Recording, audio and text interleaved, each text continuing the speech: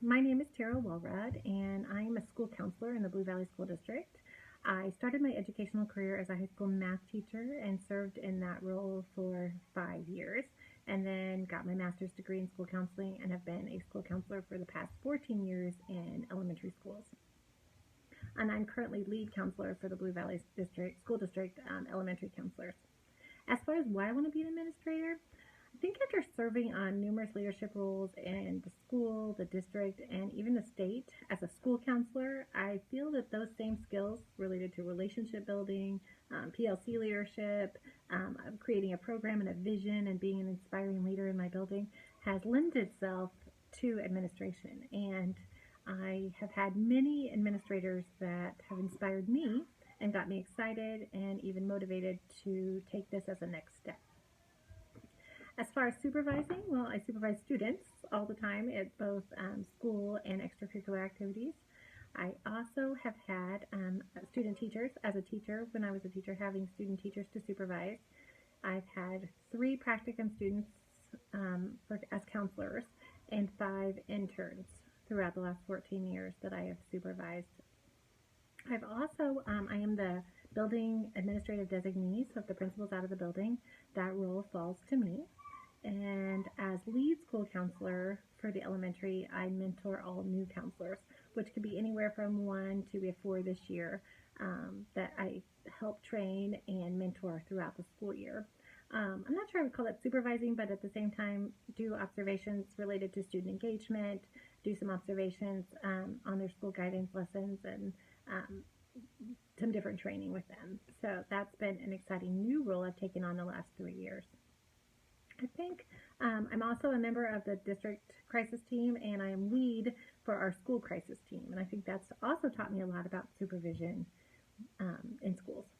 As far as evaluation, I think I have always had or been in schools where there was the model of having a pre-conference, an observation, and then a post-conference, and for all announced visits. As a teacher, I would pre-conference with my principal, then he would come in and observe me, then we would have a post-conference. And then there would probably be a couple of unannounced visits that would also happen throughout the year. As a school counselor, when I have observational years, those years look the same: a pre-conference, an observation, and a post-conference. But I would say that a few years ago we adopted what was called the BV Keep evaluation, and I think with that all the counselors were actually using the teacher evaluation.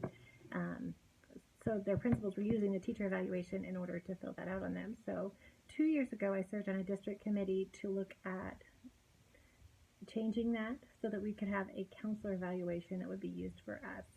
And we took that to the school board and we now use that. So ours is still related to learner and learners, content knowledge, instructional practice, and professional responsibilities, but it looks a little different because it looks at us as a counselor instead of as a teacher, which I think has been dramatically better and different in helping me grow as a counselor and helping my principal better observe me. I've always felt evaluations have been helpful. I think it helps you find your strengths. I think it also makes you look at your weaknesses. I love when my evaluations are based on data because I think it's important that you really see, are all students engaged? Who do you call on? How often do you do whole class versus just one student when you call on kids for engagement? And then I also think it's important that you have learning targets that you're working toward. I really work with my mentees and with my interns on knowing what you're being evaluated on. And that way it's just constantly part of who you are. So always naming your target, always making sure your students are engaged, coming up with lessons that follow your standards. So I think that's an important piece of evaluations. So then whether your principal comes in and observes you on an announced visit or an announced visit, they're going to see the same thing. I learn a lot from looking at that data and thinking about the things that are on there and the things that I say and do when I'm in a classroom. So I think that evaluations are actually super helpful and can be a great way for me to learn and grow. Anyways, I'm really excited about this class and getting to know more of you. Thanks so much.